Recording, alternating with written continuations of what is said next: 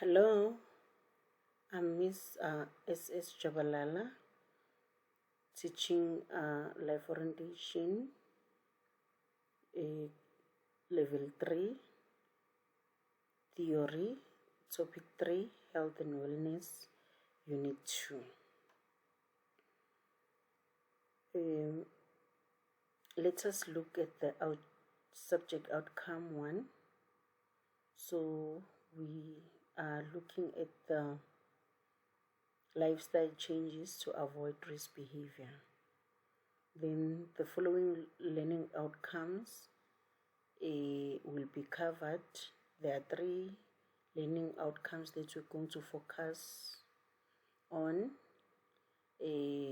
Learning outcome 1, explain how to avoid risky behavior in terms of peer pressure with, for an example, the use of assertive and refusal skills. Identify situations where abuse is encouraged and explain how to avoid these situations.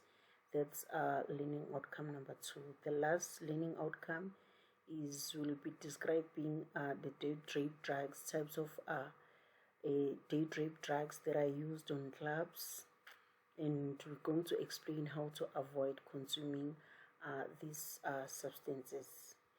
So the first thing that I want you to ask yourself is, why life is a choice? Life is a choice because we choose how we want to lead our lives. So with friends, like peer pressure can lead you to make bad decisions or wrong choices.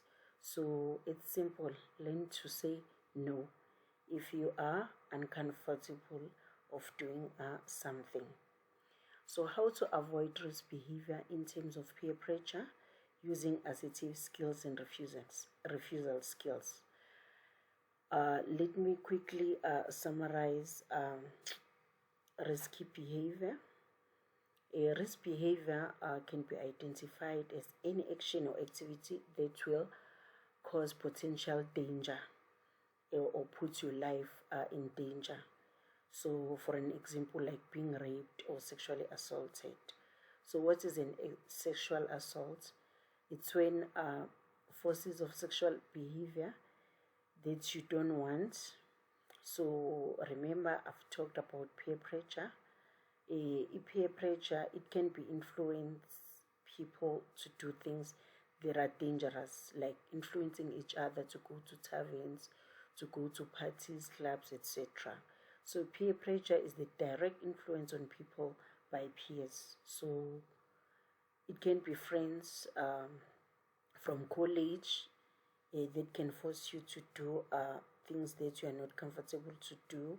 So it can be even friends around where you stay. So yeah, so avoid being influenced easily.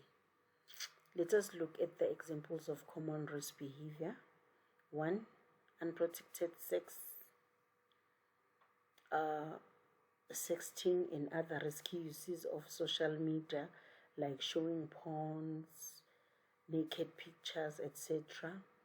Alcohol use, like binge drinking, like counting how many thoughts or drinks that you are taking, illegal substances use, like drugs. So and then learn to be assertive. When you are being assertive, having assertive skills, it's when you are able to stand up for yourself in a very calm and positive manner without being rude or aggressive. Be polite, honest, give short responses, or make an excuse. Learn to say no to things that you don't want to do. Refusal skills are skills that you use when you avoid participating in any situation or high risk behavior. So you simply refuse. So you always make sure that people understand you know. Speak clearly and confidently. So do not say, no, I don't want to go, guys, and you are laughing and smiling. Be serious, but at the same time, make sure that you don't become rude. Then let us look at situations where you might be at risk of abuse.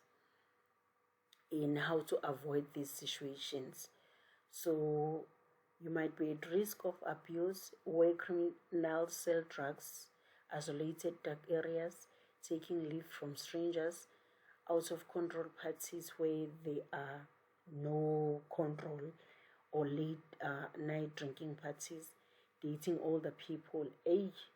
It's very important, this one, because when you date someone who's very mature than you, that person can take advantage. Abusive relationship, internet dating, and how to avoid all this. So where criminals sell drugs, you can leave the moment you are aware of drugs being abused. Avoid walking alone at night or dark areas. Don't hike or take leave from strangers. Go out to places where alcohol is consumed with people that you know. Break off with an abusive partner immediately. A partner who forces you to do things that you don't want to do. Stay away from older people. We call them blessers. People that you meet over the internet may be very different to what you think, because some people can use, other people's pictures, and you think, I know the person. So you must also take that into consideration. Most out of control parties or taverns or clubs, it's where date rape drugs are used. So date rape drugs are drugs that are used to carry out a sexual assault. So what is a sexual assault? We all know that is a sexual activity that you don't agree to do, like being touched, private parts, kissing, inserting an object into your private part. It can be vagina or a penis.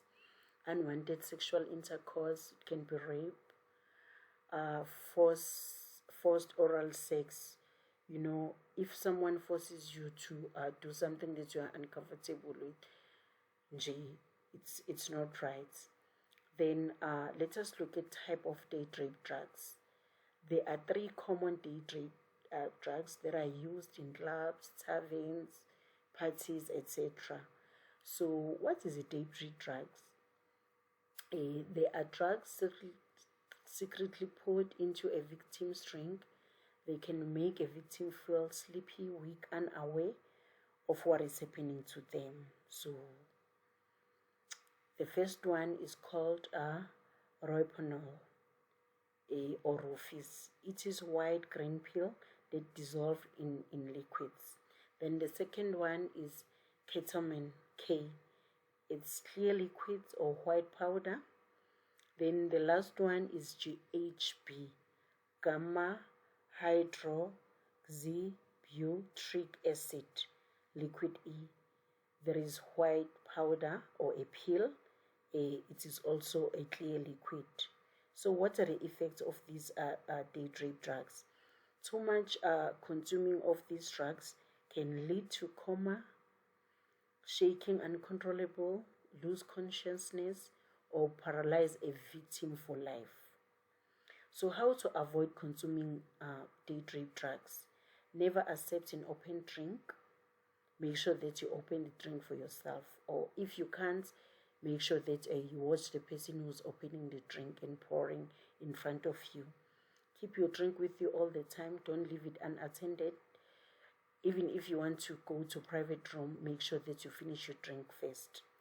Throw your drink away if you let it unattended. Let's say maybe you had an emergency, and then when you come back, always trust your instincts.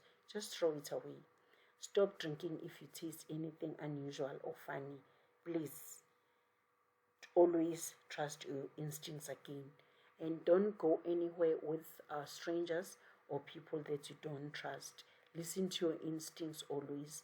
Then by doing that, you'll avoid consuming date rape drugs.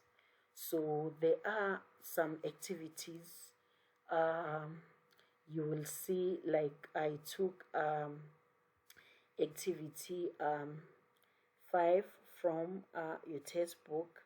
Please go through that activity. It's very, very important. But I want us to look at this case study for enrichment. I did create this case study. Um, let us look at this good learner who's coming all the way to study. Zandi is a good learner who's doing very well at college. After first term, she starts joining wrong friends. That makes her bunk classes. She's missing a lot of deadlines for assignment and projects. Remember, Zandi was a very good learner who was very doing well at college when she came. But after first term, meaning second term, so she started missing a lot of work and not writing important tests.